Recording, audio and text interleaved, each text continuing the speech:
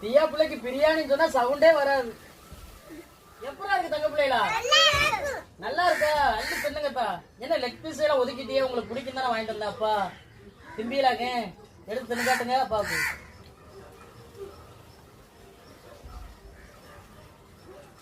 கடிச்சு தின்னு.